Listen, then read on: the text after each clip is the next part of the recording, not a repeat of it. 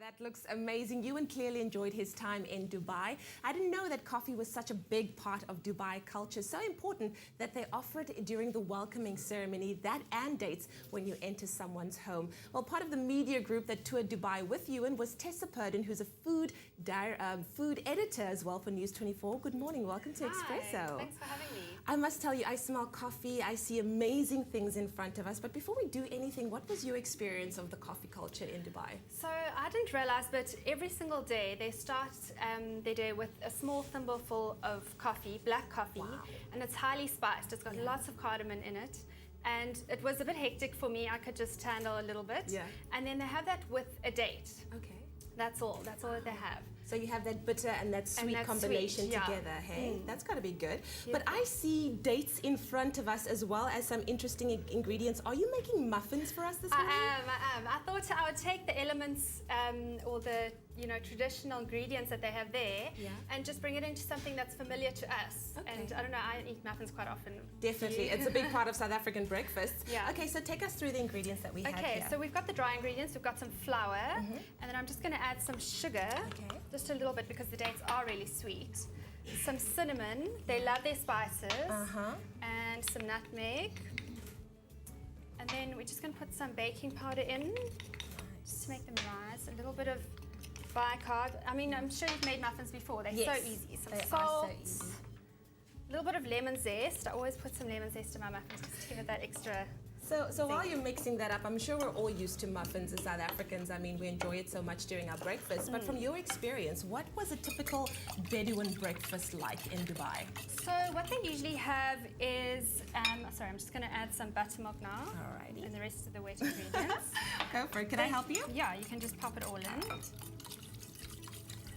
They usually have quite sweet noodles, almost like a thin spaghetti, served with egg, little bits of egg, quite interesting. And then lots of pastries, lots of spices, some pancakes that they kind of just cook on an open fire. Everything's very simple. I mean, it's not the most nutritionally balanced breakfast. But it's okay, as long as it's good. Delicious. It is the most important meal of the day. Exactly. Now, I know that Dubai is known for its architecture and the shopping. I mean, they've got some of the biggest malls in the world there. But in terms of food, what were some of the standout things for you? What did you particularly enjoy? You know, Leigh-anne, I really loved eating out at the restaurants. Yeah. They are amazing. There's one that I went to called Kubara, which not even just the outside, but the inside of the building. It was so beautifully curated, and there was just no kind of expense spared, so much attention to detail, and I just left just feeling amazed. Amazing. Yeah. Oh, wow. All right, so now that we have mixed up our wet ingredients and our dry ingredients, we've of course got our dates and our pistachios here as well, and goat's cheese. So we're just going to pop those in. When you were there, I know that I particularly enjoyed goat's milk. They had this little goat's milk chocolate with a date that had an almond in, and then it's kind of like dipped in not goat's milk, but camel milk. Camel milk chocolate. What were some of the things that you found quite interesting or strange in Dubai? Interesting. I must say I did have a camel burger. What? Yeah, at a place called Switch in Dubai, in the Dubai Mall. Camel burger. And we actually went looking for it. So it was and it was quite interesting. Tasted a bit like mutton. Yeah. But otherwise not a totally different kind of flavor. Oh my goodness. And then camel milk, it's delicious. Creamy, rich, it's like almond milk almost. Wow. Yeah, I love that. Tessa, now the beauty of TV time is that when we come back, we're going to take a quick recap as to how we made and everything that went into our muffins.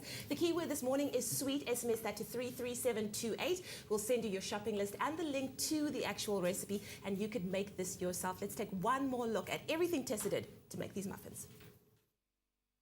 Mix flour, sugar, baking powder, baking soda, salt, spices and lemon zest. Mix eggs, butter, buttermilk and milk. Mix wet ingredients into dry ingredients, then mix in dates, pistachio nuts and goat's cheese. Scoop into muffin tray and bake. For the full recipe, visit the Expresso Morning Show Facebook page or log on to expressoshow.com. SMS the keyword SWEET to 33728 to receive the shopping list on your phone. Click on the link provided to view the recipe. SMSs cost R1.50, no free SMSs, T's and C's apply.